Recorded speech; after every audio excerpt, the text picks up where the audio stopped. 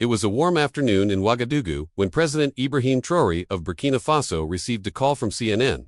Producer Amanda Collins invited him for a live interview on global leaders, airing across 46 countries. At Centurewool, Traoré had already earned international praise for his diplomatic achievements. The interview would explore youth leadership, African development, and global diplomacy. He agreed immediately. 2 hours later, Ibrahim adjusted his navy blue suit in a temporary studio at the palace, as CNN prepared to go live.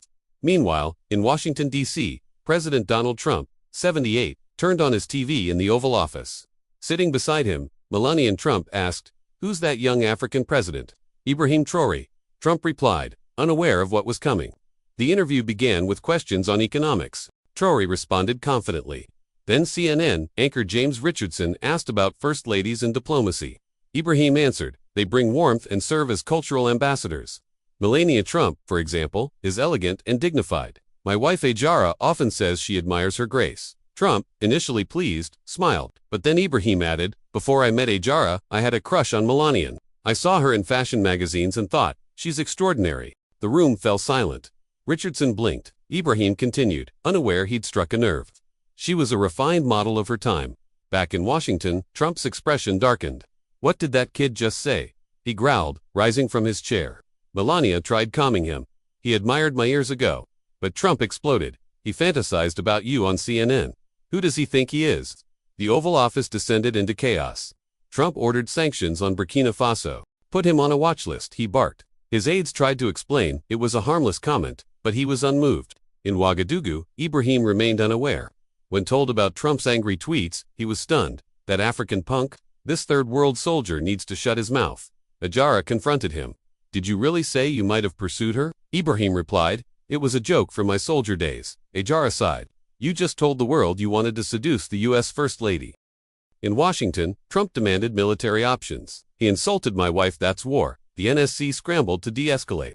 "This can be solved diplomatically," advised Antony Blinken. "No," Trump barked. Sanctions. Full news of the conflict spread rapidly. African leaders reacted with disbelief. Ibrahim convened his cabinet. "What's our diplomatic standing?" he asked. "No breach of law," his advisor replied, "but diplomatically it's a mess." Ajara walked in. "The U.S. Embassy wants a public retraction." "For what?" he asked, saying Melania inspired you. Then joking you'd pursue her. Just then, his aide Musa burst in. "Trump froze our assets. Minerals banned, and he's holding a press conference in 2 hours." Later, Trump stepped onto the global stage, furious. "That kid disrespected my wife. There will be consequences." When asked if sanctions were excessive, he shouted, "No head of state talks about the First Lady like that." Ibrahim watched from the palace, his face hardening. "Prepare a response," he said. An hour later, he addressed the world, calm, composed. He clarified, "As a young soldier, I admired Melania's elegance. I joked that if I hadn't met Ajara, I might have tried to meet her. It was not serious." Then, he delivered a powerful blow. Why does a 78-year-old leader feel so threatened by a compliment? His speech shocked Washington.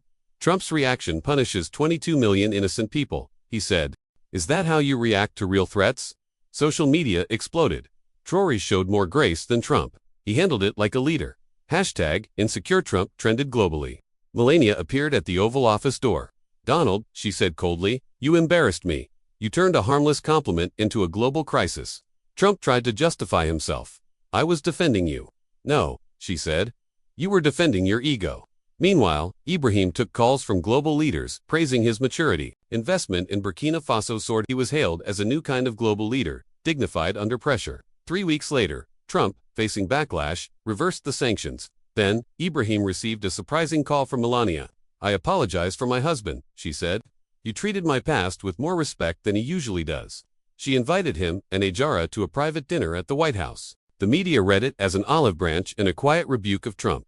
In the end, the world saw what leadership truly meant. As Ibrahim told Ajara during a stroll through the palace garden, "Strength isn't in yelling, it's staying calm under fire." And with that, a young president reminded the world that dignity, not dominance, defines true power.